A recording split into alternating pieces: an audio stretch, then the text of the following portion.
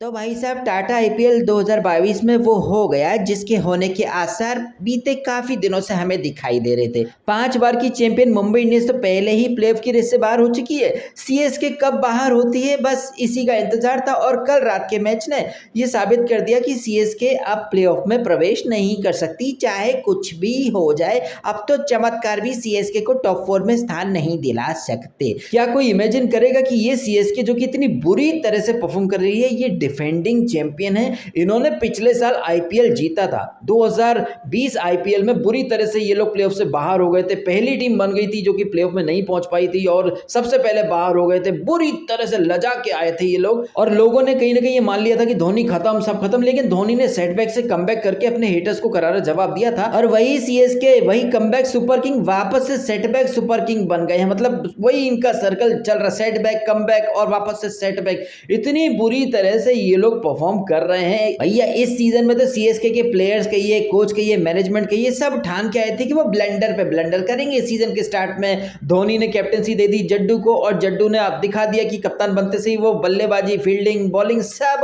भूल गया और कहीं ना कहीं ब्लंडर की शुरुआत तो वहीं से हो गई थी। उसके बाद तो बस फिर एक फॉर्मेलिटी बाकी थी और कल आप देख लीजिए ना, कल एक ऐसी पोजीशन में जहां पर लग रहा था सीएसके आराम से जीत जाएगी। आपको 6 ओवर में 65 रन चाहिए, 109 रन पर 3 विकेट आपके गए हैं बस और 7 विकेट बाकी हैं। क्रीज के ऊपर 2 सेट बल्लेबाज खेल रहे हैं। डेविड कॉनवॉय 50 मार चुका है और मोइन अली सेट हो चुका है, 14 रन के आसपास खेल रहा है।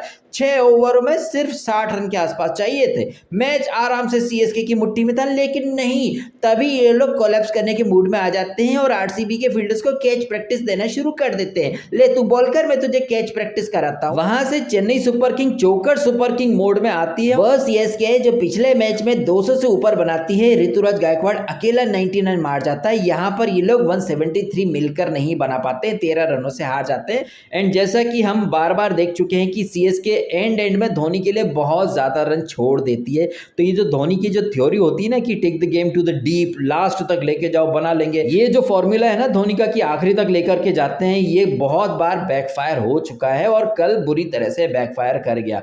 हर्षल पटेल, जिसको कि रविंद्र जडेजा ने पिछले सीजन में 1 ओवर में 37 मारे थे, उसने तो लाइफ का एक सर्कल कंप्लीट कर दिया है। ना सिर्फ उसने जड्डू को आउट करा बल्कि सेट बैट्समैन मोइन अली को आउट करा और साथ ही साथ सीएसके की उम्मीदों को भी ग्राउंड से आउट करके मैन ऑफ द मैच का अवार्ड जीत लिया।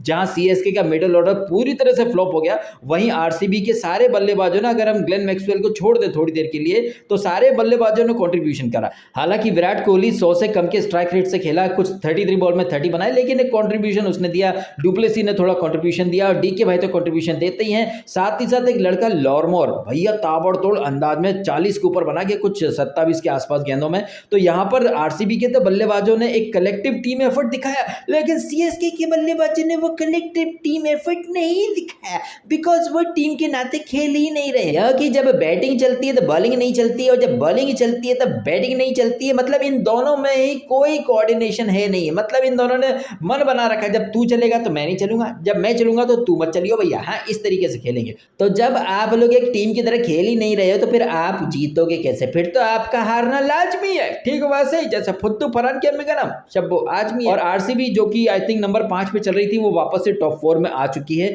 अब टॉप 4 की रेस जो है वो काफी इंटरेस्टिंग हो जाएगी, क्योंकि एसआरएच जो टॉप 4 में चल रही थी वो नंबर 5 पे आ चुकी है। आज एसआरएच और डीसी का मुकाबला है। अगर एसआरएच जीती तो फिर से टॉप 4 में आ जाएगी, तो आरसीबी फिर नंबर 5 पे आ जाएगी। तो ये पॉइंट्स टेबल में अप डाउन वाला फंडा चलता रहेगा। अब सीएसके और मुंबई दोनों चैंपियन टीमें बाहर हो चुकी है। अब इनकी देखें लुटिया तो डूब चुकी है। अब ये दूसरी टीमों की लुटिया कैसे डुबाते हैं ये देखना काफी इंटरेस्टिंग होगा, क्योंकि इनका फंडा अब ये रहेगा कि हम तो भैया डूब चुके हैं सनम, तुमको भी ले डूबेंगे। पिछला सीजन जो सीएसके ने जीता था उसमें बहुत इंपॉर्टेंट रोल प्ले किया था फैफ डुप्लेसी ने, आपने उसको निकाल दिया। और रैना तो एक लकी चाम है सीएसके का।